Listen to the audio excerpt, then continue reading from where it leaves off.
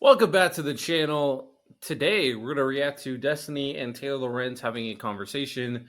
I picked this one, obviously, because I do think Destiny is a smart individual, and I do think there will actually be back and forth and criticism. I've seen Taylor Lorenz go on other more lefty like platforms, and like leftists are like, bro, nah. All right, let's dive right into it, shall we? A maximalist approach to transparency that transcends even what the law requires. It's just interesting that in that same article, you on your own made the choice not to publish the contract. I have gotten in trouble at news organizations for publishing source material directly. I've gotten in trouble many times. I wrote a big cover story for the New York Times about and other people is why not ever publish any of the contracts themselves? Because it feels like obviously there have been a lot of creators now that have come out and responded saying that a lot of the claims weren't true. I think you've replied to them that the replies aren't necessarily rebuke anything you've said, but I'm curious, why not just publish like parts of it? It's such a good question. Oh, it's such a good question. And it's something that I get all the time. When I reported, for instance, on Mr. Beast's years ago, before all the Mr. Beast stuff came out publicly, I wrote a big cover story for the New York Times about Mr. Beast's labor practices and these really restrictive NDAs he was signing people to and some of the other stuff. And you heard the same thing from publish the receipts, publish the contracts. And this is something like I think people have gotten used to because of social media and because most of the sort of content that they're consuming is maybe through YouTube or through social media content where there's this receipts culture, right? Which is great in a lot of ways, where people are sort of showing evidence on screen as they're talking about things. So I wish I could publish 100% of our reporting material. I feel that way about all of my stories. But we have sources. So in order to report this story out, and how I originally found out about the story is actually from people in the program themselves. So people in the program reaching out and being like, hey, I feel weird about this. I think you should write about it. I'm part of this program, but I want to essentially be a whistleblower and kind of draw attention to some things that I have problems with in the program. Although, okay, so one part and this might be a big not big. There's a phrase I just can't. Well, it's the idea of, I wouldn't call it hypocrisy necessarily. I do think there's a better term. My thing is, when it comes down to the idea of protecting your sources, there's a reason why you want to do that. Have them anonymous. I feel like you can make that same principle, or you can apply that same principle to people who want to keep their anonymity being a part of chorus, right? Why you want to keep their anonymity? Because you don't want them to get the backlash. Why do these people want to keep their anonymity? Because they don't want to get the backlash, right? It's literally the same principle at the end of the day. Another thing she said in terms of revealing certain pieces of evidence, the reason why I'm not willing to buy that as much is, I don't know if people follow sports, but if you do, Pablo Torre did a expose on Kawhi Leonard and Steve Ballmer. He didn't reveal who his whistleblowers are exactly, that's why I'm okay with Taylor Lorenz not doing it either. But the big thing about her, one second. All right. The big thing about her is that when it comes down to, or the big thing about that is that when Pablo Torre did his expose, he was revealing the contract. He was revealing the receipts. So I feel like that whole idea that she can't do it as well, I'm just not willing to buy it. I feel like you're just making a hit piece then. You need the direct sources to prove your claims if you're making outrageous conclusions, right? Pablo Torre made some crazy or big claims about Ballmer, Aspiration, and Kawhi. You're doing the same thing about Chorus. You better give me receipts. So this whole bullshit about, oh yeah, I want to, but I just can't. I'm not buying that. So we have to protect these people's identities. And Pablo Torre is also an investigative journalist. One thing that we heard from one of our sources is that the contracts themselves might be watermarked with weird spacing. And so there might be some identifiable things like that, which is something that's totally common, by the way. Companies do this all the time. They actually do this with internal emails as well. So, whereas we used to get these things, especially in tech journalism, you'd get these emails ooh, internal email from Meta, here it is, screenshot. Now companies have gotten smart to that. Obviously, if you're a company, you want to know who's leaking your stuff. And so they'll put these weird little things in like an extra space here or something here that sort of differentiates each thing, each sort of like person's contract or person's email or whatever to make it identifiable. So we just want to be really careful and protect our sources. That said, many people at Wired reviewed the contract. We had a lawyer go through it, of course. Like, no one's disputing what's in this contract, and nobody has been able to disprove what we've reported on. So, for instance, these creators that are like, well, that's a lie. Our contract doesn't say that. They also have not published the contract publicly. But what they could do, even if they didn't want to publish the contract publicly, is they could go to Wired and say, here's the real contract. It doesn't say what Taylor's claiming. And of course, they haven't done that because the contracts actually do say, our story is factually correct. So I know that there's lots of misinformation about this story. And I do think people have I think a lot of people also, because it's paywalled, are making a lot of like wild assumptions, like based on the story, to sort of speculate on a lot of things. But I would encourage people to actually read the story, because it is pretty straightforward, where we're just reporting on sort of like what the contract says, if that makes sense. But that's why we can't just come on and not just by the way, our reporting wasn't just based on the contract, right? We also had recording of an entire Zoom call where all of this was discussed. We have screen recordings of all of the group chats where all of these influencers were discussing the contract and discussing the program and discussing the nature of the program. We have internal emails from the company about the contract and about the program. We have negotiation. We have copies of receipts of emails and text messages during the negotiation process. So we have a lot more than just the contract. And of course, we have the testimony of the people that are in the program themselves who have spoken to us. So we have a lot of reporting. But yeah, unfortunately, that's how a lot of journalistic institutions are where we are not like operating by the same principles as I think like the way the rest of the internet does. But I wish we could, because I totally understand people wanting to see the contract. And that's why I've encouraged these creators to share the contract. I think it would dispel a lot of misinformation on their part, on everything. Gotcha. Okay, so here are a few questions. So the first question is, if you had to guess, how many of these contracts do you think you saw or got to read through? A few. Yeah, a few. I mean, there's a few tiers of the program, right? So, and we talk about this. So we have contracts for multiple tiers. So most of our story is focused around the highest tier paid, version. Yeah, the 8,000 a month, whatever one. Yeah. Yeah, but we've seen all the contracts, for the different tiers and compared them as well. Is it not trivial to just like open up two contracts and look at them side by side, or overlay them to see if there's like weird spacing or watermarking that happens? So there are slight differences, and also there's identifying info in some of them. So yeah, that is what sort of originally made us a little bit nervous. Because for the identifying info or for slight differences, so oftentimes for journalistic outlets, rather than showing you an actual thing, they'll show you like a reconstruction. So this is really common when people are reporting on text messages, for instance. You're not actually seeing a picture or a screenshot, but they can reconstruct the text in a program and they show you like what it would look like. Yeah. So I feel like a lot of things that would be put to bed for people's questions about some of the claims in the story is like just a reproduction basically of some of the clauses. I would love to do that. I actually have advocated this for a long time. And it's so funny because this is something that people got really mad at me for previously when I said, like, I had a previous story about text messages and I was saying, why don't we just write the text messages? And we do in the story, right? We do reproduce the text messages in the sense that we're quoting directly from the text messages in our story.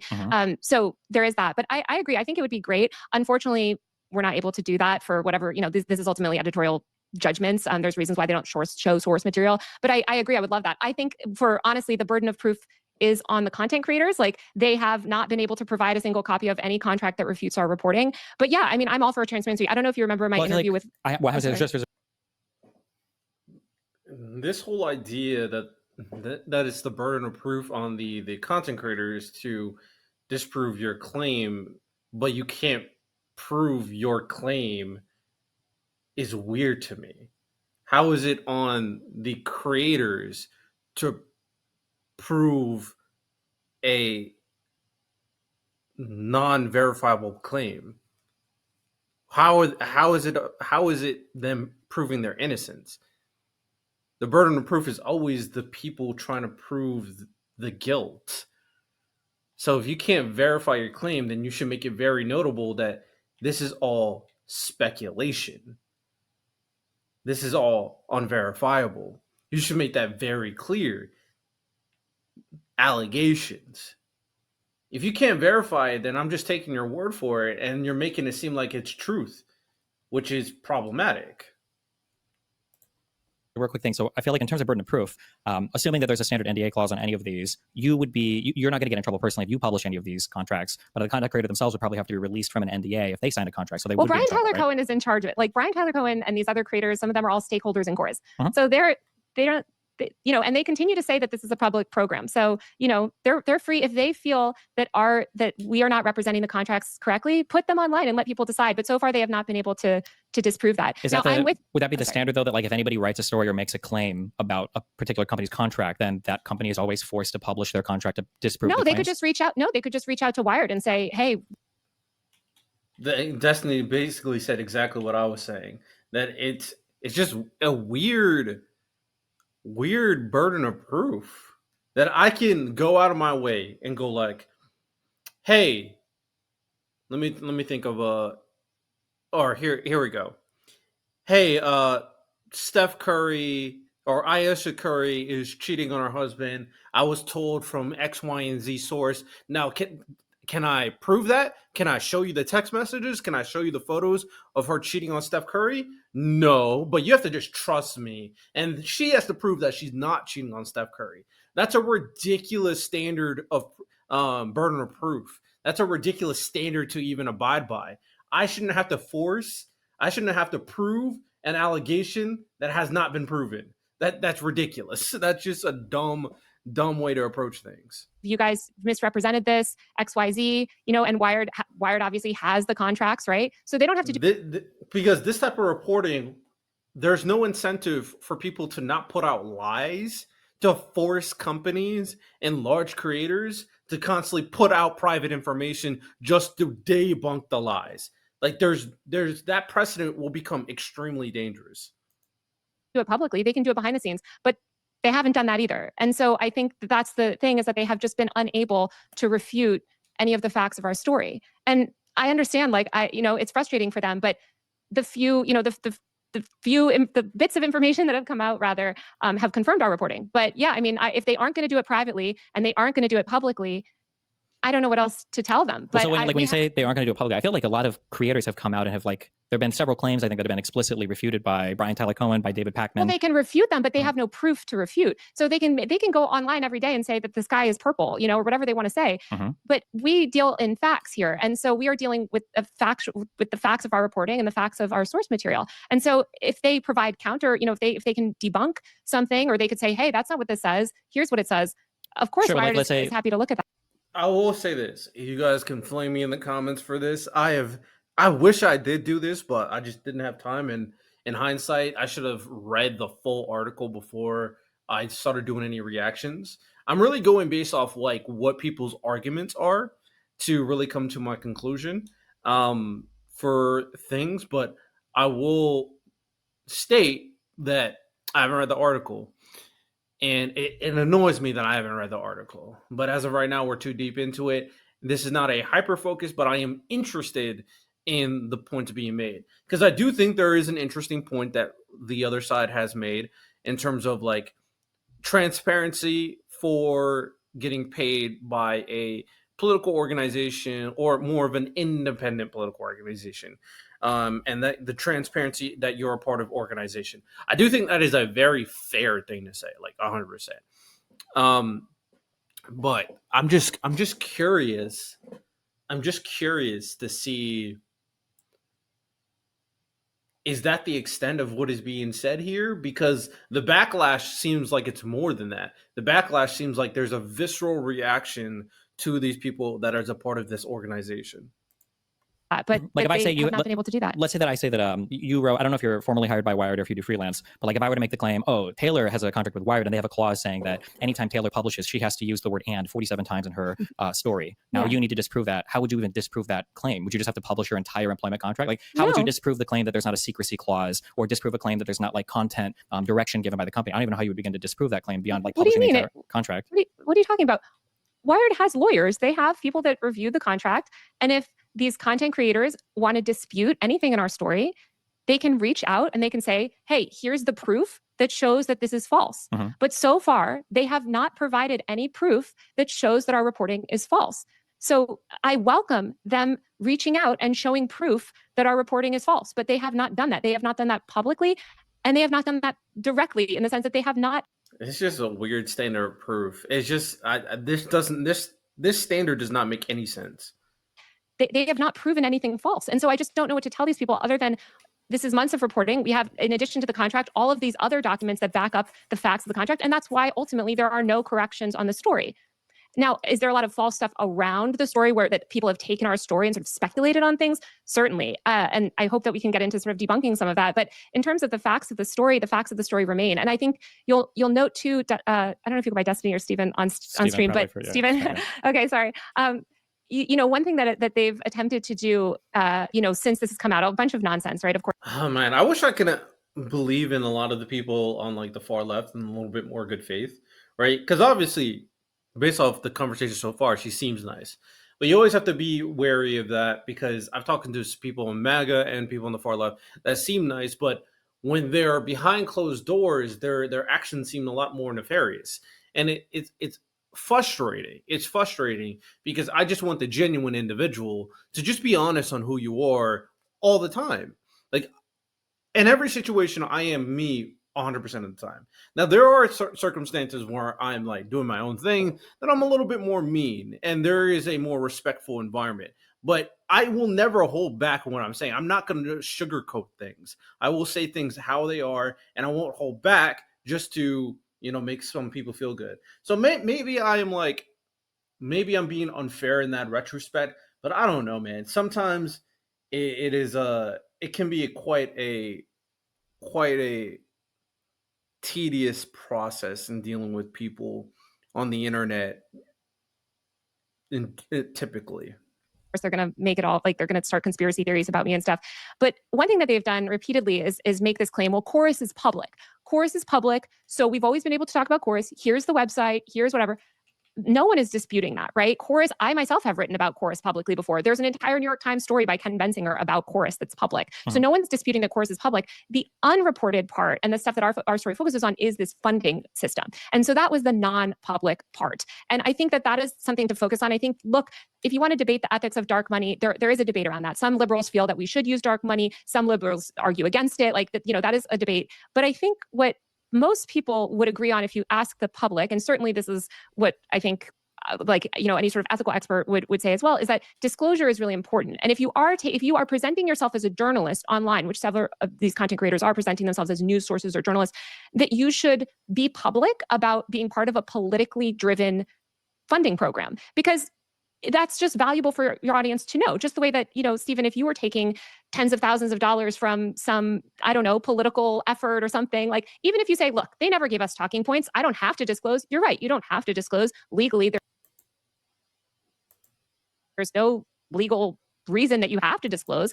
But so dark money, if you guys don't know what dark money is, it's basically when organizations give money to these platforms or these other organizations, or people give money to these organizations without disclosing like their identity. Like they do it kind of anonymously.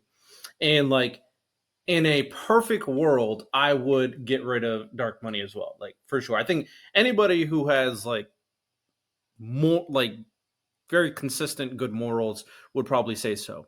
However, the counter argument to that in this imperfect world we live in, like reality, is that we have, let's say, nefarious organizations, nefarious people on the right. Yes, I'm pointing at MAGA, that use this consistently. And maybe you could find the counter for the far left or whatever. I don't really care. Or people on the left. I don't think the far left really does this, but people on the left, right?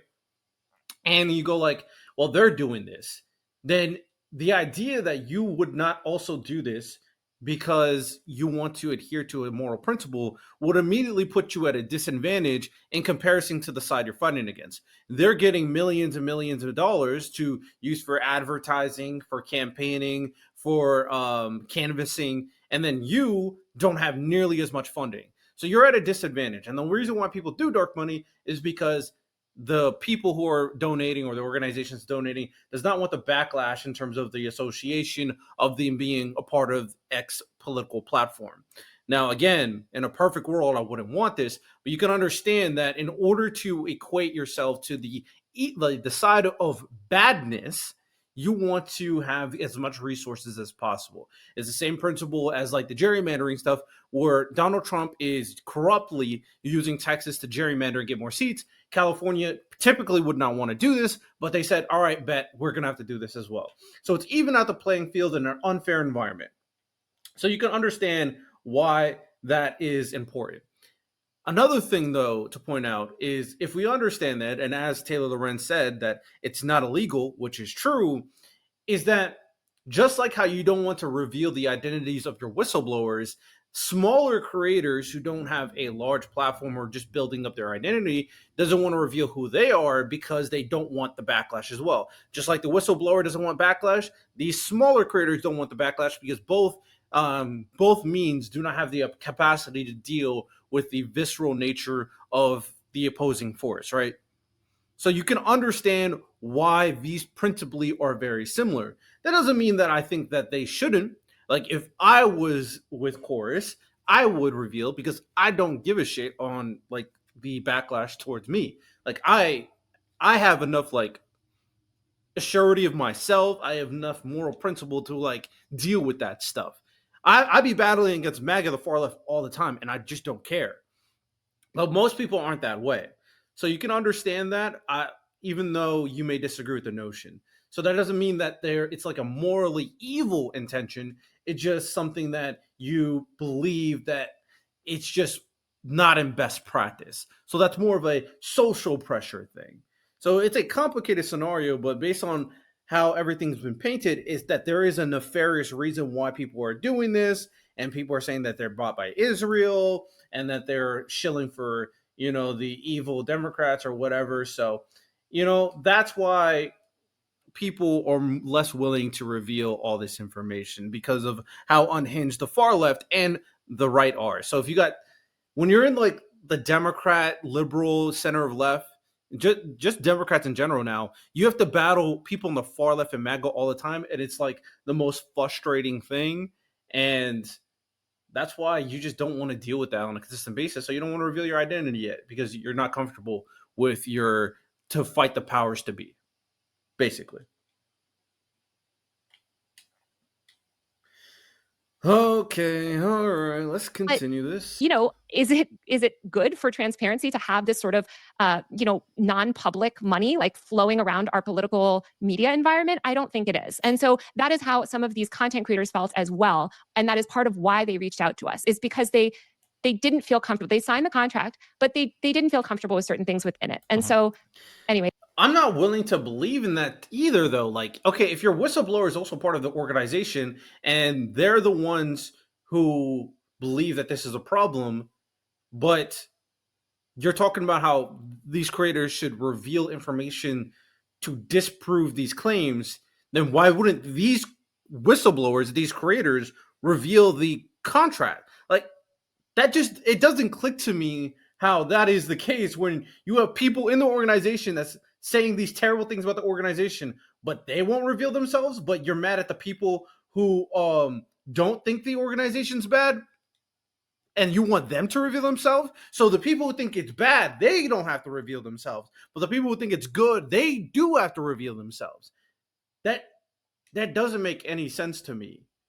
That's why I'm saying that there's a principal inconsistency there for like whistleblowers not having to reveal their identity, even though they're a part, of course, based on what you said, but everybody else has to prove an unverifiable claim about how bad this organization is. I'm not jacking that. And I'm very surprised, by the way, total side note, that they didn't preempt my story and just do some puff piece about, we're excited to announce some funding program, because it would have completely thwarted our story, but they didn't do that. I don't know why. Sure. So, there's a separate discussion to be had about disclosure. I think my biggest issue is I feel like selective disclosure is worse than no disclosure, as in if only some people are forced to disclose and others aren't. I think that's not good. So I feel like the push should be towards changing the legal framework around what the reporting requirements are. Otherwise, you're just like basically playing from behind, because obviously like conservatives or other movements don't have to do any of this. But 100%. Yeah, of course. Circling back on the, I guess like a couple questions just to nail down something. So the first thing is, you said nobody from Chorus or from the 1630 Fund or anybody associated with this, nobody has reached out to you or Wired personally to have a conversation. Oh, they've reached out. Oh, not to me personally. They've reached out to Wired, but they've been unable to provide any facts that dispute our story. They've been unable to provide any evidence that disputes the fact of our story. But they've certainly responded. We incorporated their request for comment. I tried to reach them for weeks, right? And so as soon as we published the story, they gave us comment finally, and we incorporated that comment into the story, which is obviously something we would always want to do. We tried to do that before publication. Gotcha. And then for the second part of that, so before this story went live, you're saying that you provided like full copies of the contracts to Wired's, I guess, legal team in order for them to go through to make sure that the claims in the articles comported with what they saw in the contracts? Of course. Yes, of course. Okay. So I guess like a couple clauses, because some people have released like parts of the contracts publicly they've gone over, and maybe, I saw it's like some on Instagram or some video a girl had on it TikTok and her. Reels, everything else. Yeah. So obviously, I'm not privy to the entire thing at this point, so I can't speak to any particular clauses. So I'm curious if there are other things that you saw, because there were some things that just didn't seem to be based on the things that I was reading. One of the big claims I think that was made in the article was the idea that you had to funnel all of your independent contacts through Chorus if you're going to arrange for like a meeting. You had to loop them in. So you have to loop them in. So I think one thing that's interesting in that video that girl made, sort of disproving thing, number one, the email that she shows where she's reaching out to someone directly is from June 2nd, before the program even began. So it doesn't disprove anything. Now, you don't, according to the contract, you were supposed to use Chorus Newsroom to book engagements. Chorus Newsroom is this like internal tool or whatever. That just means that you're supposed to use that for booking things with lawmakers. Basically, they want you to loop them in on things. That doesn't mean that that they have like approval or disapproval or whatever. It just means that you're looping them in.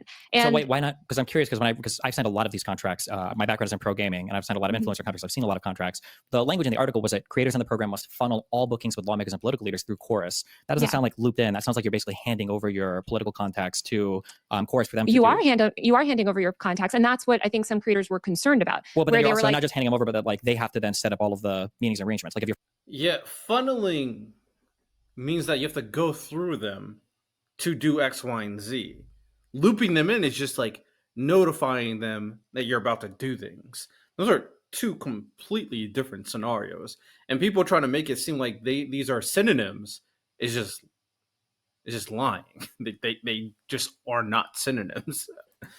Funneling something through somebody, you're not just right. You're doing it through Chorus Newsroom, right? You're doing it through their systems. And I just want to state, we don't, we're not making the claim that they blocked anyone from interviewing anyone, but I think this became but they a would concern. Have the ability to, based on the article, right? They could block you from doing it. We don't know if they would or wouldn't do that, but I think the issue that creators expressed just real quick, us, I'm trying to clarify because it's a big claim in the article. Not would, but they could. If you have to funnel it through them, it seems to imply that they could block you from doing some content if you independently organized it. No, I mean, I don't know their systems, and I don't know if they would do that. I don't know. We didn't talk to anybody that had that problem. But the problem that the reason I think you're missing why creators had a problem with that clause, and creators that we spoke to had a problem with that clause, Stephen, because there's increasingly this problem really since the Democrats lost, but even through the election last year, where there's these sort of middleman type organizations that hoover up a lot of contact details and kind of insert themselves as middleman and get in between creators establishing these more direct relationships with these lawmakers' offices. And so I think some creators bristled, given what previously happened with Chorus. One time where they did this event, I can't remember, it was for some Trump address in Congress or something. They had a bunch of creators come, the creators created the content, and then creators felt like, well, Chorus is kind of taking credit for this content because they helped facilitate part of it, but I really want credit for the content. And so creators, at least in terms of like that funneling, the booking stuff, I think creators felt like, I don't want to have to use Chorus Newsroom for booking. I don't want to have to share information with the Chorus network. Like, I just want to maintain, my own relationships, and I want to have this one-on-one relationship with the lawmaker. And now I have to be part of this bigger,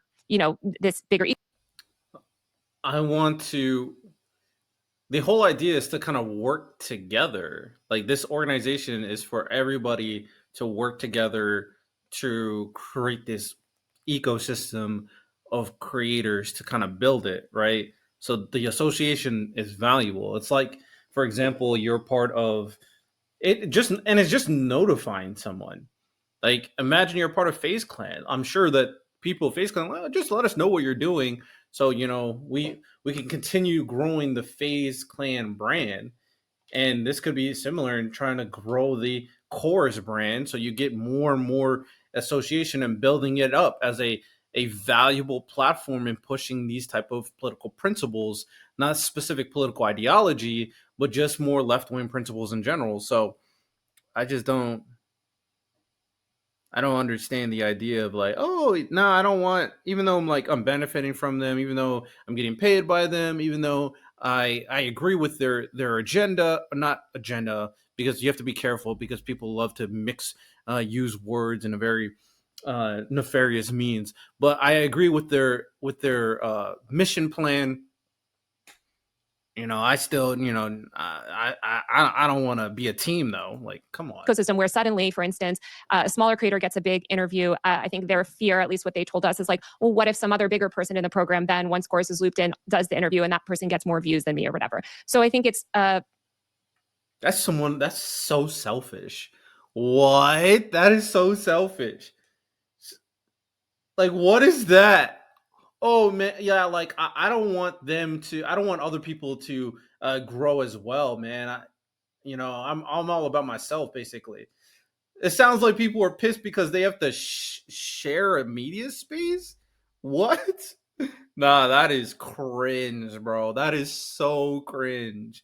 That is so cringe. they sort of just they felt like they wanted to maintain, they didn't want to have to book through these systems. And Yeah, I again, understand. we don't I guess the have, thing was just based on the And is there even a guarantee that Chorus will go, like, oh yeah, this creator will also do the interview? Like, is that even a guarantee? What are we doing? I don't get this. I don't, because even if you did it by yourself, they would realize, oh, I didn't realize you did this by yourself. Then I don't know. clause that I had seen released from that, the 3 parts of it, that idea of them being able to be a blocker, whether you have to funnel anything through them. I didn't see that unless there was another part of the contract that didn't get released. Well, it says, right. And I think we can feel comfortable talking about exactly this specific language because one of the creators did post just this specific paragraph. So we can discuss the specific paragraph. But, it says book engagements. Chorus will provide contractors with access to the Chorus newsroom, which coordinates booking engagements, right? Yep. Contractor agrees to 1, use Chorus newsroom to book engagements. 2, disclose to Chorus newsroom personnel any engagements with government officials or other topics related to Chorus's policy agenda. Very broad. I asked Chorus what their policy agenda is. We still don't know. That contractor arranges through other means. 3, collaborate fully with Chorus regarding all such separately arranged agreements. So, that to a lot of creators that spoke to.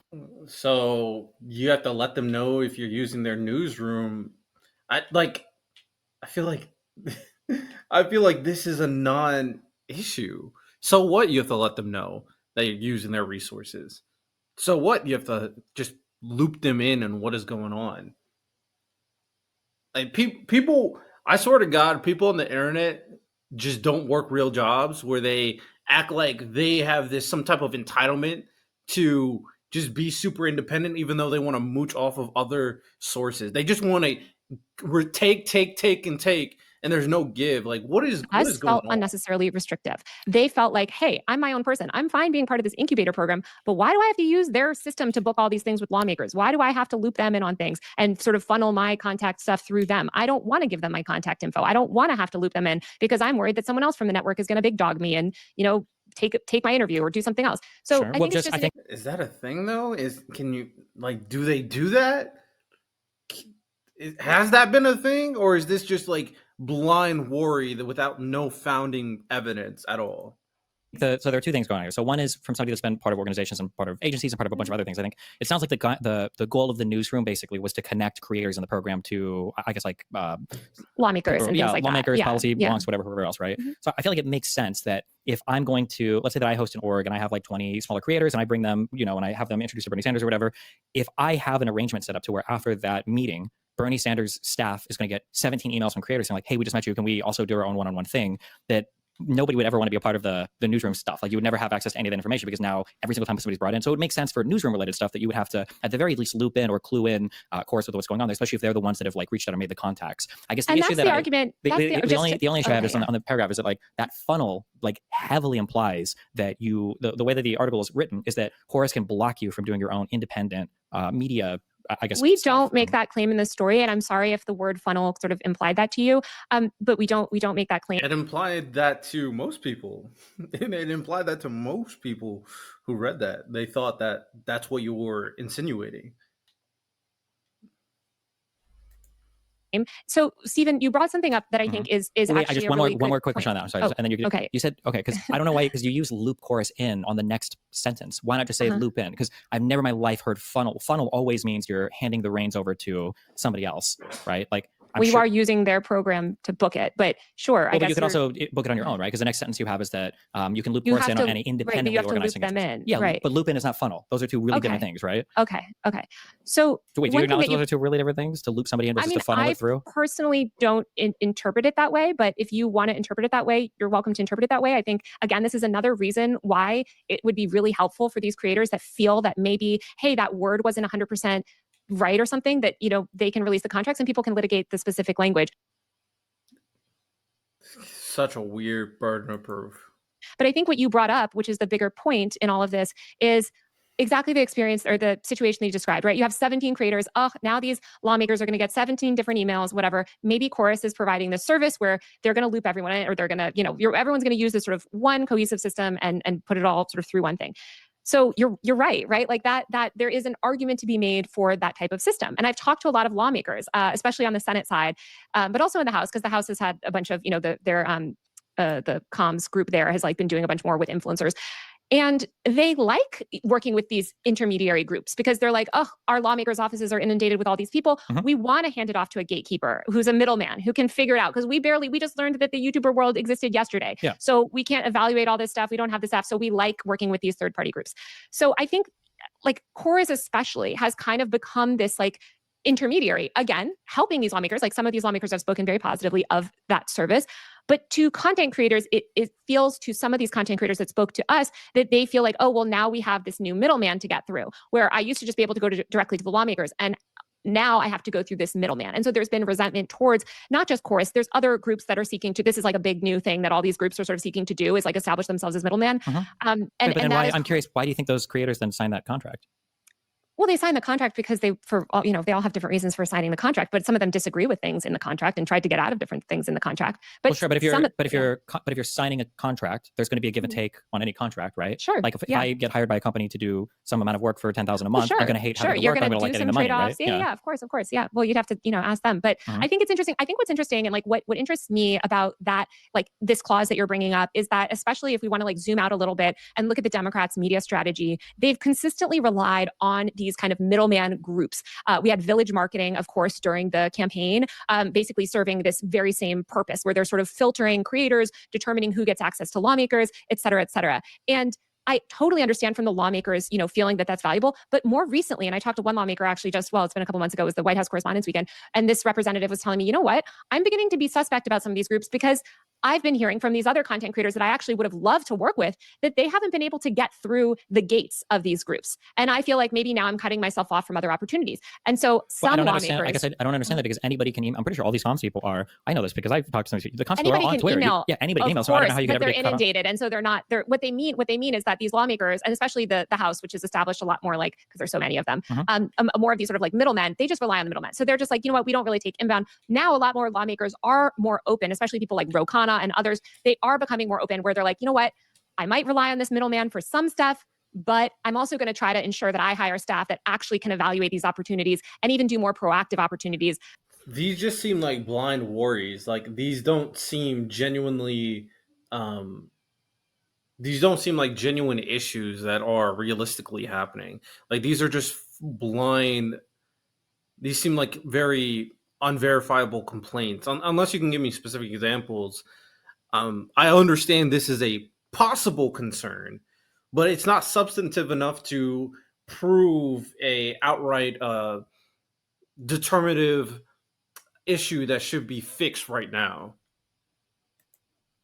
To kind of develop our own direct relationship. And on the Senate side, Cory Booker has really done this, where Cory Booker himself has become the kind of middleman. And Cory's office has done a lot, actually, to help educate other members on the Democrat side on the Senate of who content creators are, how to work with them, how to evaluate these opportunities. And Cory's office has created a lot of shared resources to try to help empower them so that they don't just have to rely on these third-party companies, which also are making money, right? And they don't have to worry about that. So I think it's just interesting. One of the things, I guess when I look at this, evolve. We keep using the word middleman, but there's a value that these types of organizations are providing to both the lawmakers and to the streamers themselves. But it feels like when we talk about whether you want to say loop in or funnel or whatever, it seems like we're talking about this as though it's almost predatory or it's preventing people from doing some things. But the reality is that Chorus is just protecting the business that it's in of being able to form valuable connections. Which totally, from a business standpoint, I understand that. And from a business standpoint, they want to also capture, what they also want to do is make sure that people aren't going off, that people are in this program, right, and that they're off capturing, like, say you're in this program and you have these people making this content that ends up really successful, the course wants to capture that and be able to put that in reports and stuff. So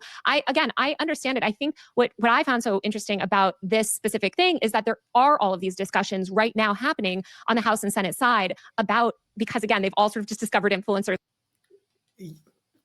Just because these discussions are happening doesn't mean that there's an actual issue going on. I mean, just to make this very applicable to like causes you care about, it's the same principle as like the entire MAGA ecosystem thinking that trans people are PDFs and that they're trying to trans your kids. Like, these are not things that are happening. These are just talking points that are getting hyper focused and overemphasized. So it's like, what is a realistic concern versus something we should just put on the bulletin board for to consider?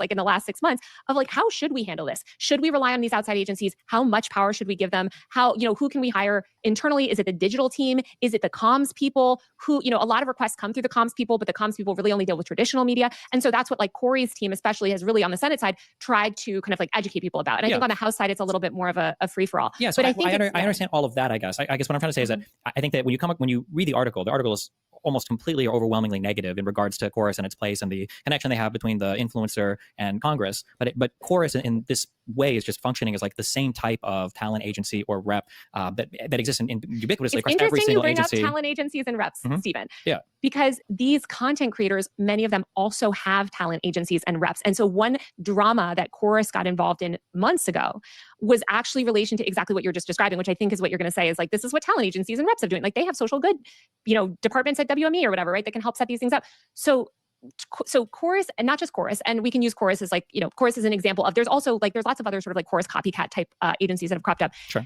These talent agents and managers have become so livid with these middleman agencies because the middleman and I just say middleman because they are, I should just say agencies, the managers and agents are also middlemen. Okay. It's middlemen against middlemen. Sure. But we have like these political groups where like, Stewart, Brian, Tyler Cohen, like they're very much from the political world, the people that started Chorus. And then we have the entertainment world, and the entertainment world, they, for a long time, have already been in this space. And suddenly the political world is like, oh, this doesn't exist. We're going to set this thing up, right? We're going to serve this thing. And we already have these relationships with Congress people. So you're seeing a lot of clashing where the management companies and the talent agencies feel like, hey, this is just something I don't care about. Like, I don't care about that these talent agencies are missing out in talent. I just don't care. It's not an issue. It's not an issue enough to make it seem like Chorus is doing anything nefarious. They're just being another organization that is part of the competitive market to proliferate left-wing voices. And when it comes down to talent, these agencies are obviously not doing a good enough job because the voices of like Democrat and left-wing, that's not far left voices, do not get as much noise and as much resources as people on the right, like at all. How dare you go off and represent our creators? Only we represent our creators. And then also confusion on the booking side where they're like, well, I reached out to Chorus, but should I reach out to UTA? Should I reach out to what? Like, it's just absolute chaos. And I think hold on. I feel like this is dramatically over exaggerated. There should be no chaos here whatsoever. So I literally have signed with UTA in the past. Like, exactly when you're signing with agencies like this, the contract they're giving you generally gives them, if you're serious talent, they have the exclusive right to organize any type of paid sponsor activation, whatever type of thing like that. Stuff that Chorus or these other political organizations cover. There might be some ambiguity there onto whether or not that would come under my UTA contract. But if I'm big talent or if I'm medium-sized talent, of course I'm just going to ask my UTA rep, right? I'm just going to shoot them an email or message them on whatever platform and say, hey, does this conflict with this contract? I don't know how this could be massive chaos. So it was chaos. So first of all, you're talking about a talent agent contract, which is different, of course, than a management contract. What the chaos is that's happening is that many of these creators, especially if they're big creators, are signing up. They want to do political work. Some of these big creators, like, they're like, oh man, I do want to get more involved in politics. I hate that Trump won, right? I do want to get more involved in politics. So they'll sign up with one of these third-party things, sometimes not even getting paid, right? They're not even part of the paid course program. Maybe they just signed up for course because they want to do more stuff. And then the talent agents are coming in and being like, well, wait a minute. Like, we're the ones to negotiate deals. We're the ones that have the exclusive right to sort of like represent you and negotiate opportunities for you and things like that. And so there's just this tension, which has, by the way, it's funny, we can talk about how the right has resolved. Like, the right had a version of this also that they dealt with. But I think that it just shows that like there's just a lot of sort of kinks to work out in terms of streamlining this process. And as the Democrats work to leverage more content. Kinks, there's nothing's perfect. I agree. Every kink can always be worked out. Like, constant improvement can always happen. But it's one thing saying, oh, this organization exists. It has some issues that can be worked out, like X, Y, and Z, X, Y, and Z, and X, Y, and Z.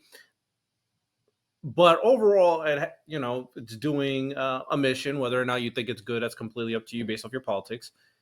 That's different from saying, oh yeah, this organization's nefarious and they handle dark money and they are like it's very bad that these people are not revealing that they're getting money from political organizations and they might be being bought by X, Y, and Z too. It's like these are very different images of chorus. And creators, I think that it's interesting for me as a journalist to write about these different strategies and the way that these things are evolving. And so that's why I'm interested in chorus, and not just chorus. I've reported on the other groups too. And I have another story coming out soon about a whole other similar group. But they're all sort of jockeying for they're all jockeying for their own businesses and their own business interests, but also the lawmakers and the Democratic lawmakers that I've spoken to are also trying to figure it out. And they are sort of getting their sea legs. And so I think that covering this stuff is interesting. And if we want to look at the right by example. Well, before I guess we go on to that. So like, I agree with what you're saying there, but the article in my mind, like it just basically reads like a hit piece against chorus. I don't see any of the redeeming or positive qualities. I think the only prescription I saw in the article when you quoted the V sub, whatever that person's name was basically that this group just shouldn't exist at all. Like no types of groups like this should exist. A lot of these creators don't want any middlemen. So they don't want any. But those creators don't need to have middlemen. They just don't sign with these groups, right? Well, that creator has they do have other. Okay, so based off her framing is that the organization is not wanting middlemen. I mean, people not wanting middlemen. I mean, that's always been a thing. I don't really care about you not wanting a middleman. That doesn't mean the organization's bad. You just don't like how these type of processes work. That's a process issue versus organizational issue. Middlemen. I mean, but again, why are they signing? Well, wait, but they have them. But I mean, then why are they signing with them? They don't have to, unless they're being held at gunpoint to sign the contract. Exactly. Right? Yeah. I think the thing that struck to me, and this is not really what we're talking about here, but I think like the main crux of the article is not any of this stuff. Like the main sort of thesis of the article is that they took undisclosed money, and to me, that is something that people have a right to. That is the big conversation: taking money and not revealing yourself, and the efficacy of that, and the ethical. Just leave it there. Continue. All right. Continue. Concerned about, because Chorus is not unique in the sense that they are not the only ones, running these sort of influence campaigns, right? This has happened on the far right for years, although less so. They've gotten a lot more transparent. But like there's a lot of influence campaigns because of the lack of rules around this. Like you said earlier, because the FEC is like out to lunch and there's no regulation basically in the influencer world. We are seeing just like a lot of these influence campaigns happening, and consumers aren't aware of it. And so consumers consume this content and they don't know what people are being paid. And that is very different from how traditional media works, because to all the problems of traditional media, there is a lot more disclosure. Is there? Do I know like every single source of funding for like podcaster people or for like Fox News? No. We're not talking about podcaster people. We're talking about journalists. So for instance, if you're a journalist at a mainstream media organization, you absolutely could never take outside political funding. Well, not political funding, but like they could take sponsorships or whatever from other people. No. If you work at a mainstream news organization, you cannot do any of that. And by the way, I'm sympathetic to the fact that like that might be too extreme. Like I do think that there's probably a happy middle ground where like maybe you can do stuff that's not directly related to your beat, et cetera. Condé Nast specifically on their fashion brands and women's fashion brands, women's media has evolved to the point that women's media organizations are actually negotiating contracts, SponCon contracts for their own. Wait, can I just so I can be clear? So somebody who works at, say, who's like a host or talent at like Fox News couldn't be paid $5,000 to give a speech somewhere or something like that. They would have to disclose all of that. That's a legal thing? Well, Fox, I don't know. Fox News does not have the same editorial standards as a lot of other mainstream media places. Sure, but when you say editorial standards, that implies it's not a legal thing. You're just talking about like some standard or accepted practice at some companies. Exactly, yes. So we're talking about mainstream traditional reporting. And I mean, maybe I should say reputable reporting, because I don't think that Fox News has a great track record on reputable reporting. But if you look at the mainstream media places, even like CNN, I hate CNN, right? But CNN, New York Times, where I worked, and other places, the Wall Street Journal, all these other mainstream media outlets, Wired, they do have these clauses where no, you cannot take outside money. You cannot do undisclosed things. You cannot do sponsorship deals on the side, or certainly not take money from a political group. You would be fired immediately and never hired again if you took undisclosed money from a political group and didn't talk about that. So I think that that's a level of transparency that actually most news consumers aren't aware of. They never realized often that was even something that that there were these editorial standards sort of behind the scenes. And I think as we move towards a more content creator driven ecosystem, it's good to have these conversations of what should be disclosed and when, Yeah, right? I think I could agree with that. Actually, I think there should be hardcore disclosure standards enforced, and anybody that calls themselves media alternative or otherwise. But I didn't see any recommendations for that. It seemed like I think coming away from the article, the takeaway is just that this course and 1630 fund are operating in some like especially nefarious or bad way. Especially because I think you had at least 2 quoted people who were claiming that they were illegally murky at best or were being used to evade FEC restrictions. The Dubois quote. That's what their lawyer said. Yeah, their lawyer said that. I think. Oh wait, wait. The lawyer just was explaining the law. That's exactly. different than. But wait, no, not exactly. Sure. The thing that the Dubois. He's saying there is no lack of disclosure. He's not saying like, hey guys, the rules exist and we're thwarting them. He's saying, guys, you don't have to worry about these rules because we're a nonprofit. We're structured in this way where don't worry, you don't have to worry about blah blah blah disclosure. So I think this goes back to the crux of the problem. So they're basically saying that there are things that people would typically be worried about that could be deemed like problematic, or that could be deemed potentially illegal, and the lawyers were just explaining that you do not have to disclose because of how the organization's run, and that would not be illegal in this situation. And Destiny is making the claim that she used this as a means to say that they're trying to do something nefarious, and based off her description, she's saying, oh, well, they're not trying to do something nefarious. They were just explaining on how this stuff works. So again, it seems like the article was framed one way, she's trying to explain it another, and that's the disconnect we're having right now. Okay. Which is that we have an FEC that's asleep at the wheel. And I think no matter where you are on the political spectrum, although actually, no, if you're on the right, you don't give a shit about disclosure. But if I understand.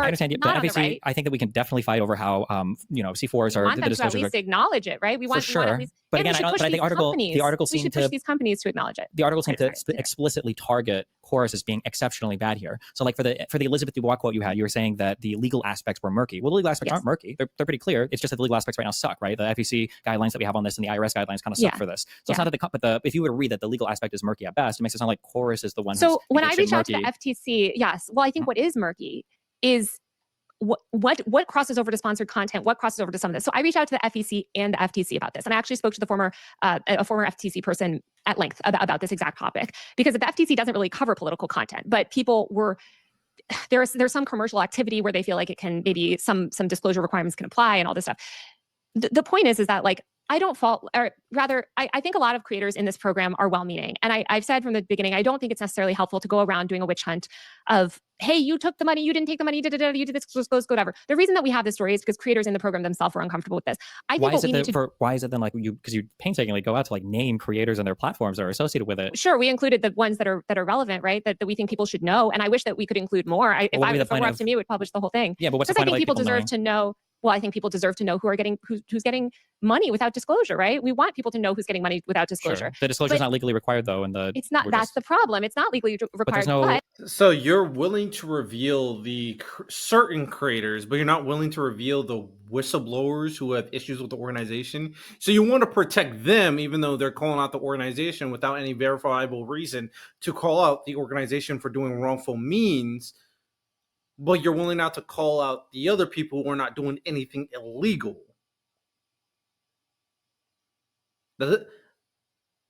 There's a moral inconsistency here. Argument to make it legally required. There's just a targeting of this particular organization acting like they're like in some special bad territory. Well, what this organization did is not value transparency. So there are other organizations similar to Chorus that do value transparency, that are nonprofits in the space that value transparency, and they say, listen, we're running, ironically, we're running this this paid thing for this political, we're running this like political effort for whatever, I don't know, whatever sort of political message they're pushing. We value disclosure. We want to make sure that you make it clear that you're, that you have a relationship with us or whatever. So a paid relationship. So I think what I would hope. So then it is kind of a witch hunt then though, right? Like if the goal is to out every creator involved in this particular thing, well, to witch hunt them out of this program, right? Not out of the program. What we want is these companies like Chorus to prioritize and center disclosure. And in fact, Stephen, what they have shown is that they continue to double down on lack of disclosure. They still will not publish the full list of creators. They still won't release these creators from their NDA. There are creators right now that want to speak publicly, but are not able to. And there are creators desperate. I feel like so many people have gone live and spoken publicly about this. That seems hard. No, they haven't. They've gone live and they've spoken only in the way that they're allowed to about Chorus specifically, but they're not speaking publicly about the sort of the nature of these other programs, or sorry, I can't speak. the paid nature of the program. And so what I think that Chorus should do, just to be clear, well, there have been Chorus. people who have literally made videos saying they get paid by Chorus. They're in Chorus. Now they have, yes, now they have, yes. But they're not talking about the aspects of the sort of non-disclosure. And that what I think would be valuable is for Chorus to say, listen, we value transparency. We realize that this program was not maybe. So I do think there is a worthwhile conversation about the aspect of transparency. I don't think it's a circumstance where it's like, oh yeah, if you're not being transparent, you're evil. At this point in our current climate, that case is dog shit. You're just trying to play a moral high ground virtue signal, and that is irritating to me. However, if I were to argue it, I would be in favor of transparency. I would be curious on the side of the Chorus on what the NDA is for, what their reasoning is for. I would be curious about that 100%. But without any verifiable proof that there is something malicious going on, then just because they're not being transparent doesn't mean that they're an evil organization, that they're doing anything wrong, that there should be a witch hunt for the people's in charge. Like, you're defaming their name before there's any actual wrongdoing. Like, it's basically the Minority Report or psychopaths. Like, they're already criminals before they even did anything bad. So it's kind of weird. As transparent as it should have been starting out. We want it should have been according to you, right? Well, according to every ethics expert that we asked in media, and I think according to what the public expects from creators, which is a level of transparency where if you're going to take money from a political group for political purposes, you should disclose that. And so I think what Chorus could do to set a good example and to help build a more transparent political media ecosystem, which I think we all want. If we're somewhat on the left, we want more transparent, ecosystem in political media. Say like, hey guys, you are free to talk about this. And that's what I'm saying. Like, I was surprised that they didn't announce the program, because even now they still. Well, I do think that is something, I do agree with that. Like, I do think if you want to change the system, you should set a precedent of this. But I will say it's tough because you have to always weigh the pros and cons. Like, you always have to weigh the pros and cons. And I feel like I'm guessing what the NDA is blocking out is you can't reveal other creators' identities. If you want to reveal information about yourself, that's fine. But you can't reveal information about other creators if they do not want to reveal their identities. And I feel like if you just say that, that's fine. Just go like, yep, this is how we are. You have all full authority to reveal information about what you're doing and what you're getting paid, if that's what you want. But you are not allowed to reveal information about other creators. I would even that is a little shaky, but at least like it's somewhat understandable, right? Because I'm thinking about like other contracts. Is there like other organizations that getting paid in terms of revealing their money? Is there an NDA for their money as well? That's something that's interesting to me. But like I said, this is a nuance. There's no black and white here. They have announced, right? Like, I think Brian Taylor Coyne and I think David Pakman months ago announced that they were starting this program, right? No, they didn't announce anything about the 1630 fund or any of the funding stuff. They announced that they were doing the public-facing program. Sure, that's never been a secret. That's on the website. But this private paid program was not announced. Of course, now it's all public since I've reported on it. But didn't they have like the application thing like on the website? You could apply to join Chorus if you wanted to. You could apply to join the public thing, but that wasn't the same as this like paid thing, which is private. So of course they're soliciting creators for it. There's one creator in the story, right, who's quoted, who applied for it, who heard about it. It was spreading around, like creators themselves were sort of talking about it. But I think we need a lot more transparency. Another thing that if the maximum transparency was like the goal, I feel like the easiest thing would then just to be to publish the contract, which if you've gotten several of them, you can compare them, you can see. Well, but why don't you go? You're the one who wrote the story. I work at Wired. I work for Wired, and unfortunately, they, that is their stance of not publishing the source material because they are concerned about, potentially identifying stuff. I'm with you, Did Wired Stephen. tell you explicitly on this story that you were not allowed to publish? That was Wired Wired's decision and not yours, that you weren't allowed to publish the contract for this? We've made the decision that we're not going to publish the source material. Well, of course, I know you've made that decision because it isn't published, but I'm asking, was it Wired that prohibited you from publishing it? I'm willing to go back and have a conversation with the lawyer about it again. But what I would say, Stephen, is that Brian Tyler Cohen is a stakeholder in Chorus. If he feels that this story is false, he could, we don't even have to do it publicly, right? He could go to Wired and say, here's the actual contract. Here's the proof that shows that your story is wrong. And Wired would correct it. And Wired has not received any proof from any of these creators privately that it's wrong. And so Wired doesn't need to post like receipts or whatever to stand by their reporting. And I'm guessing it could be a situation where there's, and I'm curious to see how you would handle this.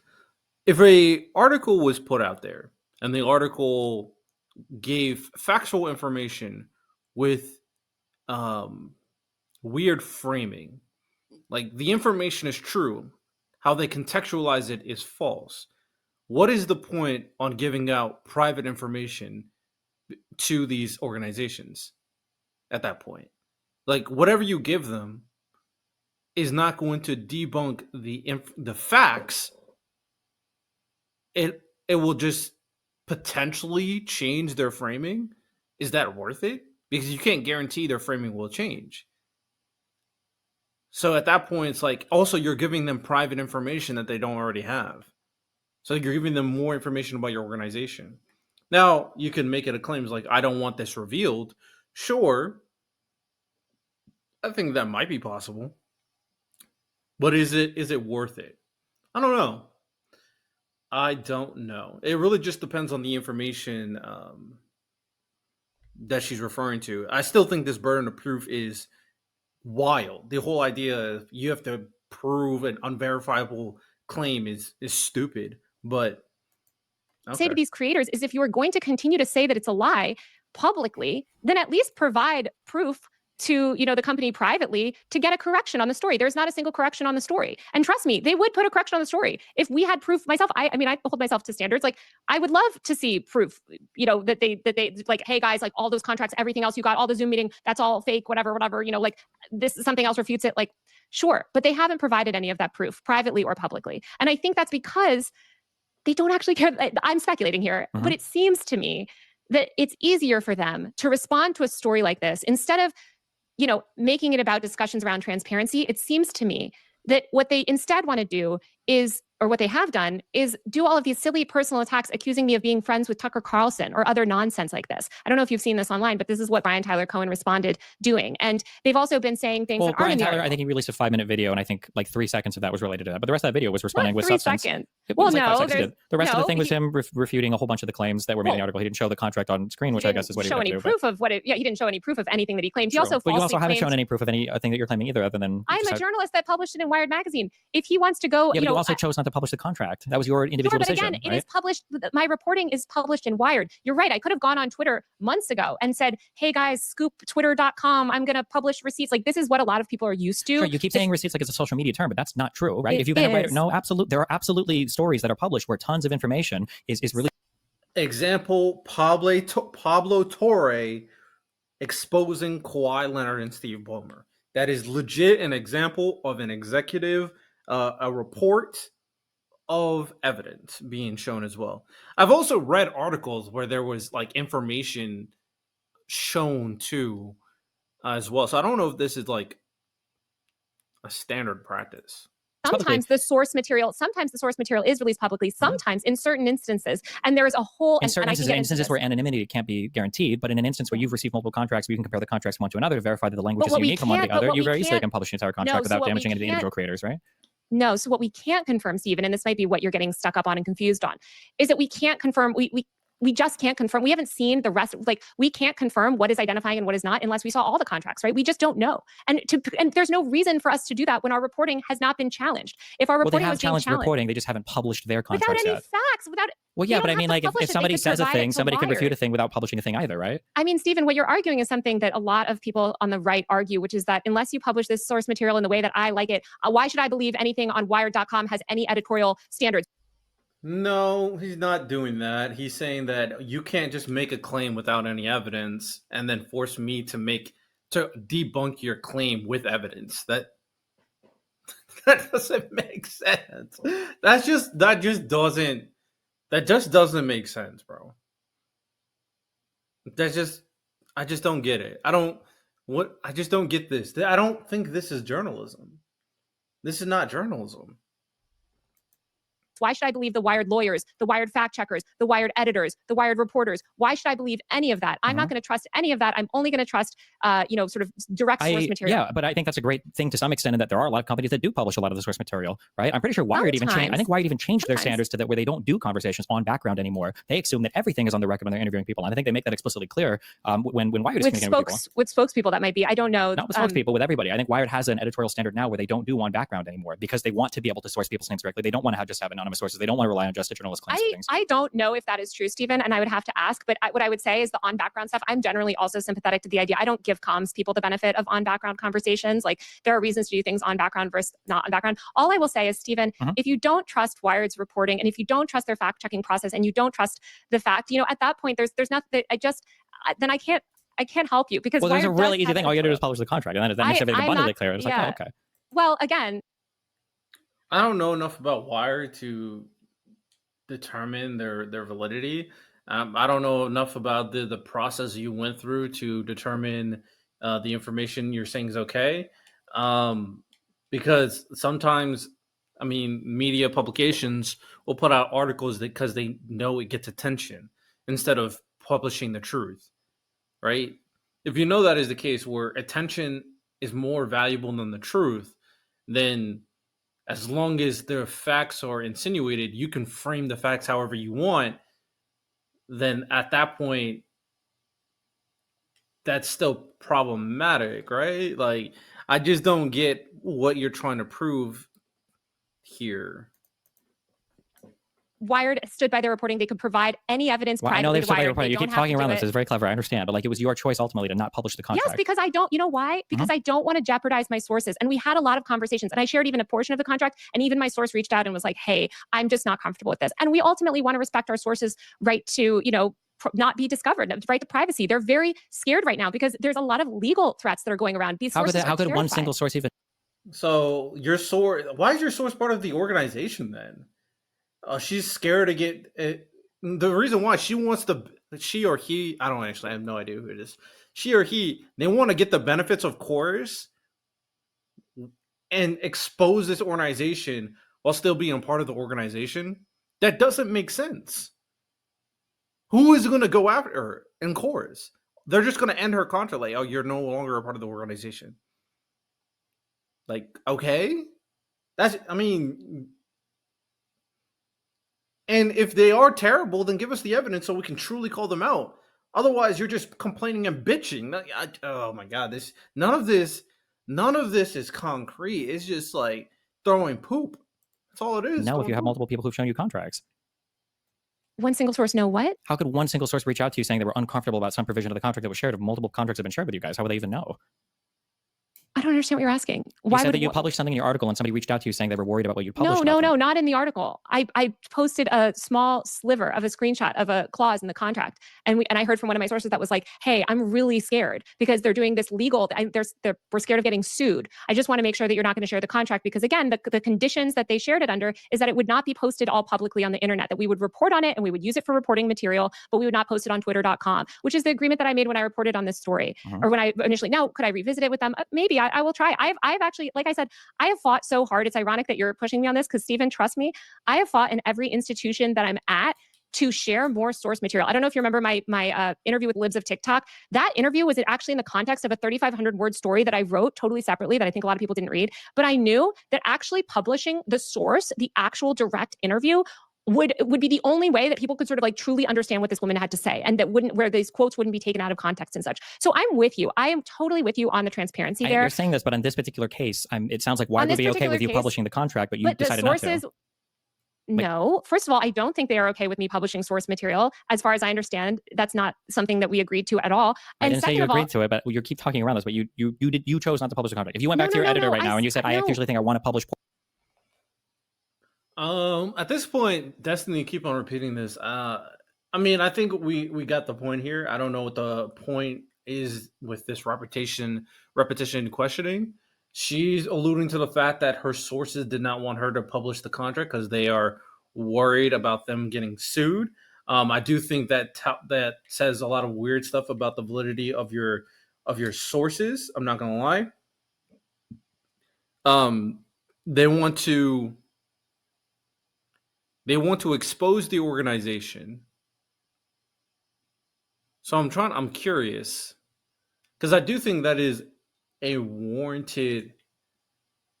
I don't know. It depends on like what the NDA says. Is she saying that if she exposed the contract, that is against the NDA, which amounts to her getting sued? That is very plausible. That is plausible.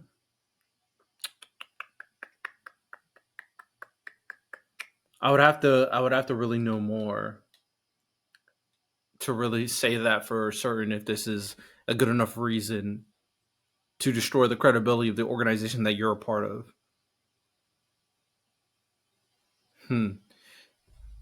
So but like, are they still part of the organization? That's another part of that's weird to me. Are they still part of the organization that they are accusing that is problematic?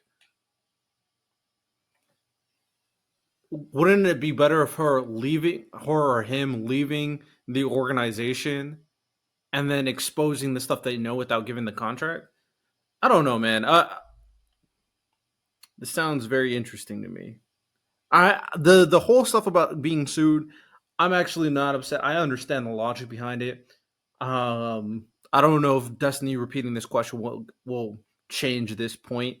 I think this one point is portions of this. You're telling me they would say no? I Why they say already you can't signed do an that? agreement saying that I wouldn't. I signed an agreement saying that I wouldn't do that.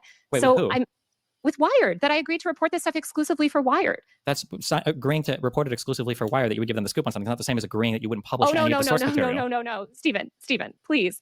I know that you haven't freelanced very much, but no, the point is that Hold on, I'm sorry, just to be extremely clear, you're telling me that you have a clause in your exclusive reporting on this with Wired, a clause in your contract that says I will not publish any of the source material in my article that I write for this. Yeah, what I signed on to, which is totally standard in a lot of freelance contracts, is that I wouldn't. Wired is prohibiting you from publishing the source material? Wait. Okay. Wait. Hold on. I think I understand Destiny's line of questioning now. He's saying that you can publish the source material without revealing the identity of the people who gave it to you. That you can keep their names anonymous, but you could still publish the source material. But Wired is preventing you from publishing the source material? Okay, now I'm there where it's like, okay, now this is not making sense to me. Why wouldn't you be able to publish the source material as long as it's anonymous? As long as there's no name attached to it, then the people that's scared of getting sued, they have nothing to worry about. So why would Wired prevent you from publishing the source material? Okay, now I'm with Destiny. Now I'm here. Publish it, that I wouldn't publish, that I would reserve all of my exclusive reporting material for them. That means I'm not using it for a podcast. That means I'm not using it for social media. Taylor, I love you. Listen, Steven, don't interrupt me. Well, I signed a lot of these contracts and you're doing this game. You're doing the game. If you keep interrupting me, we're not going to have a conversation. Okay. Are you going to let me finish speaking or are you going to keep interrupting me? Okay, please let me finish my thought before you interrupt me again. Go for it. There are many reasons why we're not publishing this material directly. All I can tell you, you don't agree with many of them and you can litigate them with me all day and do debate stream, whatever. It is ultimately unproductive because the result is the same, which is that I am not publishing the direct source material. Now, people can choose, before you interrupt and freak out, okay? People can choose to say, listen, I don't trust Wired. I don't trust their fact checkers. I don't trust their legal team. I don't trust whatever. I'm sympathetic to that because people don't trust the mainstream. That's not a good claim. That's not a good claim, though. It's like, oh, I don't trust this media organization. Like, okay, just whatever. Media. But what I would say to those people is that Wired does abide by standard journalistic practices. And if Brian Tyler Cohen or any of these other people had provided information, not publicly, but reached out to Wired with information that counteracted the facts of the story, or reached out to me with information that disproved the facts of the story, there would be a correction on the story. And so I welcome them even still to provide any information privately. If they don't want to do it publicly, they could still get corrections on the story. They would just have to provide evidence that what we reported was false. So far, they have not done that. Now, listen, you can disagree with this decision not to publish the contract directly, but that is a decision that I made with the sources and that I made with Wired when I agreed to give this reporting to them instead of doing it online. And please, you can critique me and disagree with me on that, but it is completely counterproductive to go around in circles and litigate this over and over again when the end result is the same. And it sounds like you disagree. Yeah, I mean, I think Destiny, your final point here is like, I don't understand why you can't publish source material as long as you keep the names anonymous, and why Wired would prevent you to do that. That, in part, just doesn't make sense to me, and then move on. With that. And I'm sympathetic to that disagreement because I have also been in these newsrooms where I've advocated repeatedly for us to put more things on the internet. But that is what it is. And so I guess we will just have to agree to disagree on that point. There are a lot of other things related to this article that I think are a lot more pertinent that we could be debunking, that we could be discussing. And instead, you just want to do this, litigate this thing that is ultimately unproductive. We are just going to fundamentally disagree, and the result is the same. And I understand, and that's fine. We can disagree on this particular thing, but it's just in an article where it seems like you're advocating for a maximalist approach to transparency that transcends even what the law requires, right? Which is that you want every single content creator, influencer, talent agency, whatever, to be doing these maximal disclosures about money going around, things that exceed what you yourself, even Fox News wouldn't make these types of disclosures. It's just interesting that in that same article, you on your own made the choice not to publish the contract that would easily resolve every single claim. Not on my own. Just to be clear, that when I say on your own, I let you go. You have to let me finish, okay? Yes, because every time I ask you if you would have published this, if you would publish the contract, you keep saying we. I understand that you made decisions in conjunction with your editor or whoever you signed with to release this article for. And then when I asked you about publishing the contract, you said you went on to describe parts of your contract, and then you implied that I haven't seen these contracts. It sounds like I've seen just as many, if not more than you, because I know exactly what you're describing when you talk about not publish it anywhere else. And you're just talking about the exclusivity agreement that you had with Wired. You're not talking at all about what you were allowed to publish or the source material being published or not. You were just explaining that you weren't allowed to publish that source material on your Twitter or in any other place. That's just a standard exclusive contract. I understand that, but it has nothing to do with the substance of the question I asked. Stephen, again, this is just completely unproductive. I have gotten in trouble at news organizations for publishing source material directly. I've gotten in trouble many times over. I'm not about to. The easy question is, would Wired block you from publishing the contract? Would Wired say, no, you cannot do that? Wired, I have no idea. I'd have to talk to them again, and I'd have to have conversations with my sources. Okay, well, all right, that's a completely different response. You have no idea if Wired will stop you from publishing the contract. And as for your sources, I don't care about what your sources would or would not let you do. You're making an exclusive claim about the nefarious practices of Chorus, and the people that are a part of the organization is preventing you from proving that claim and publishing the sources that prove your claim? Fuck no. Hell no. No, that doesn't work with me. That does not work with me. Like, it would be the same principle. You know, we love to use the age-old Nazi claim. It would be the same thing if there was two people part of the Nazi organization and they had two verifiable sources that could prove the evil nature of or let's say KKK, and they have two verifiable sources to prove that the KKK is planning this very evil thing, and you don't want to publish it because you're worried about your sources, even though you could just block out their name and make sure that they are anonymous while you post it. Fuck, I'm not buying that. That's just something I am not buying. About it. It is not so again, the end result is the same. But not publishing, not talking about publicly. Once again, these creators could disprove this by reaching out directly, and they have been unable to refute the facts of our story. So and I think they should do that. I don't know why they haven't done that. They should do that. Yeah. And next time, you know what? I take your point. Next time that I report a scoop, maybe I will spend a little extra time negotiating and saying, by the way, I'm going to release this amount online and I'm going to do this and this. Or maybe I'll just post it on Twitter. I have done that myself with stories sometimes before where I'm like, you know what? I'm actually not even going to do this for a news org. I'm just going to go ahead and post some stuff publicly, because I think that this is a better way to communicate the story. So feedback accepted. And I understand what you're saying because I am on the same side. I think we all want more transparency. What I would say is that I'm a journalist, and what we are asking for in terms of the subjects of our article, this is a political effort. And I think transparency in terms of communication about who's getting paid is so important in politics. I keep calling you Destiny. Stephen, wouldn't you agree that it's important for people to disclose when they're getting political funding? That's important, right? I think it's essential, but that's why I advocate for changing the laws. I would never push just one group or one side or one thing to do that, because it just puts you at a disadvantage, because now you're disclosing stuff and nobody else is, and now people are just going to attack your disclosures, and now nobody else has to make the same types of disclosures. But I do agree with you in terms of, like, I think that, like, I listen, as much as I disagree with a lot of your stuff, I'm glad that you unmasked the Libs of TikTok account. Okay, I think it's really weird that there's a lot of people in alternative media that have a huge sway over our political conversations, and we don't even know who they are, what country they're from, or who they might be paid for, or who they work for. So I think there is a great value in that. I guess just curious, the only other, the biggest, strongest claim that I had seen. I already admitted that I also agree, but I also agree with Destiny's point that there's an unfair.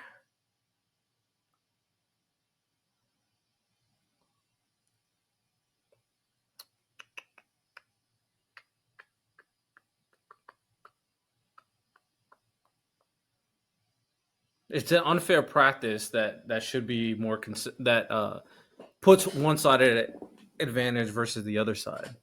I wonder if she did a report on like the Daily Wire or Tenet Media or whatever. I have no idea. I'm just asking. Is that like people who would even reference being in the program would be that the contract said that they'd be like kicked out? Was that like a clause of the contract written too, that if people acknowledged that they were in chorus or that they were getting paid, that they could be cut from or kicked out of the program? Yeah, creators told us that if they had violated any terms of the contract, they could be kicked out. And I think that is part of violating the contract would have been to go public. There are these these agreements, or there is this language in the contract that says this is not public and you cannot disclose basically that you're in this program or disclose the identity of the funder. And that is something, again, that these creators.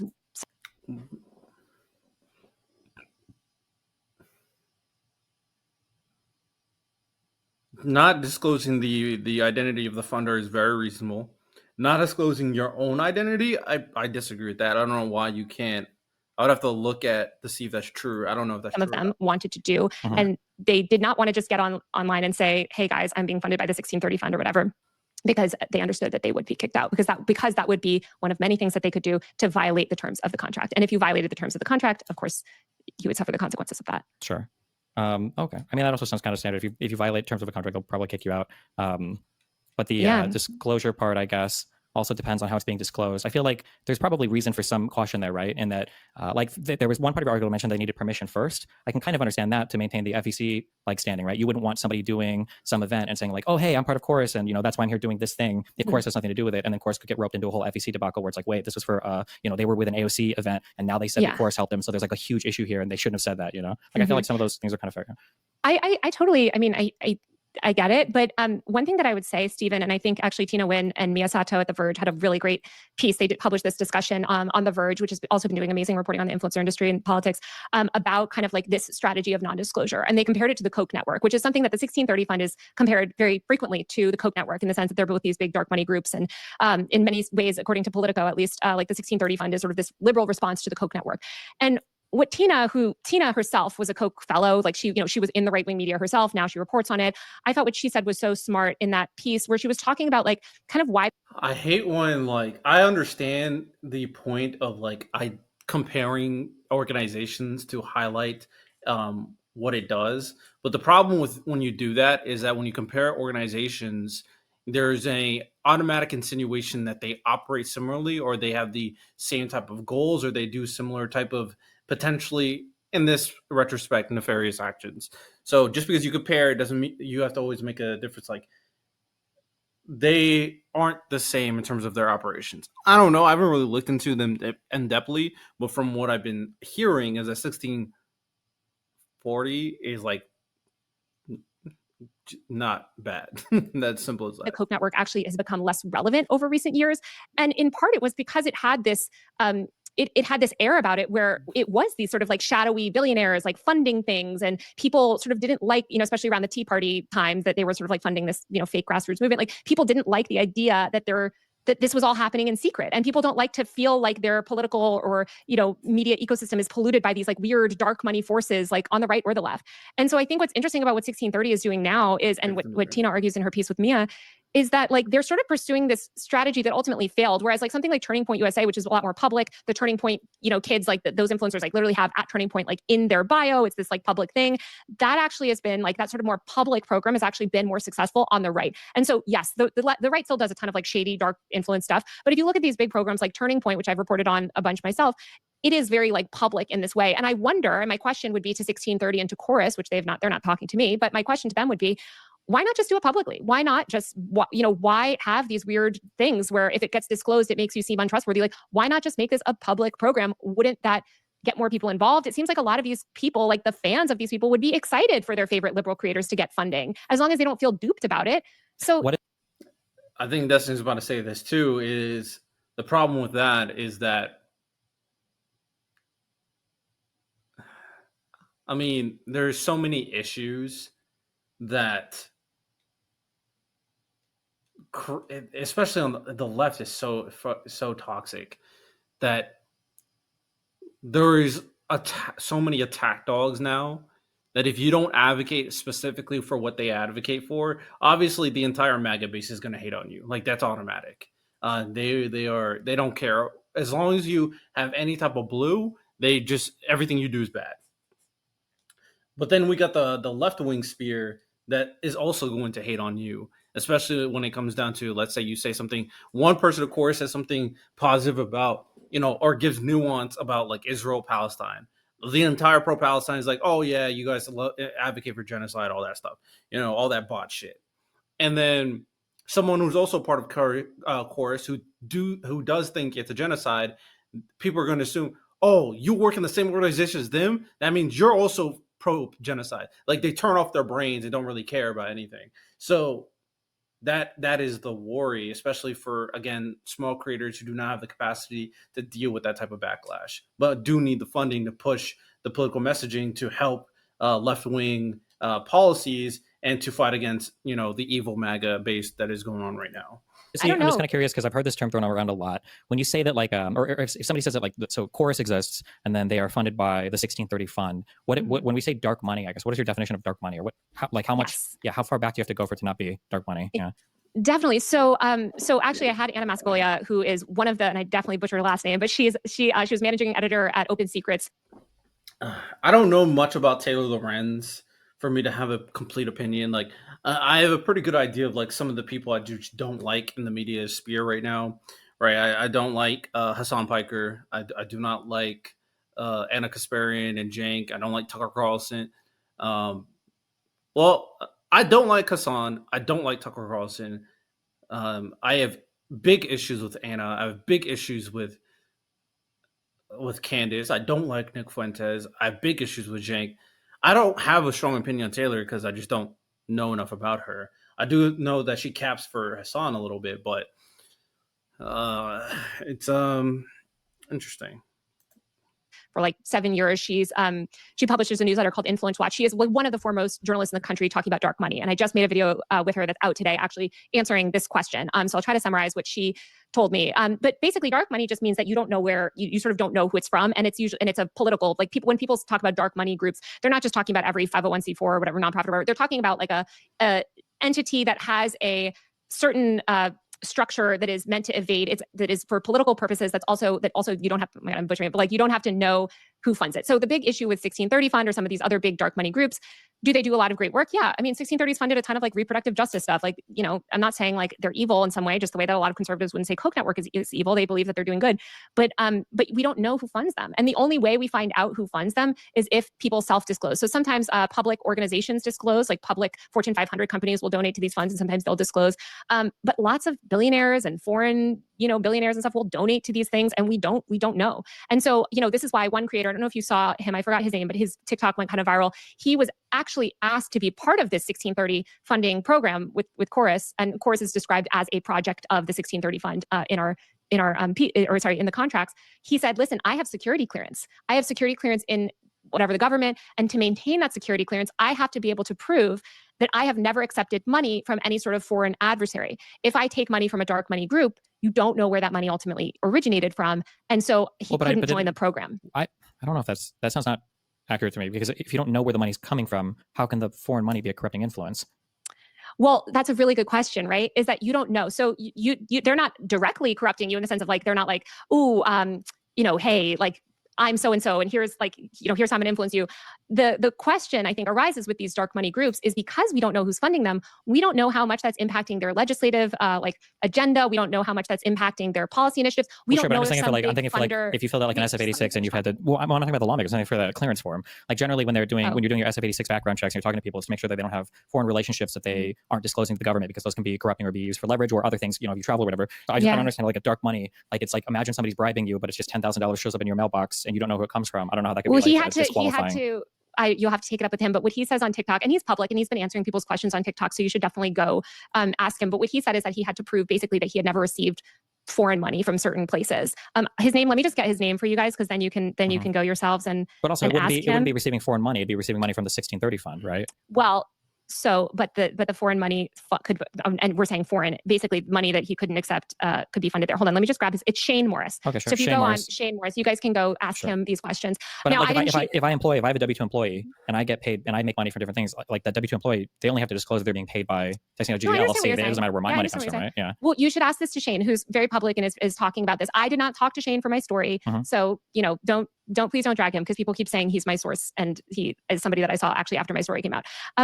But I think the issue is that we don't know the influence that these donors have on the 1630 Fund's agenda or policy agenda or programs. And so that's the concern with dark money. Is I personally would not feel comfortable as a journalist taking money from somebody where I don't know where that money is coming from, because I want to have a certain level of transparency and I want to be able to communicate to my audience, hey guys, I have never taken money from XYZ. I've never taken money from Mark Andreessen, for instance, and I never would. And that is something that I feel like I can communicate confidently to my audience because I know exactly who funds me. And I think one problem with these dark money groups is that we don't know who funds them. And we just deserve more transparency on the political ecosystem across the board. You're right. This is a structural problem. This is not something that the creators themselves are going to solve.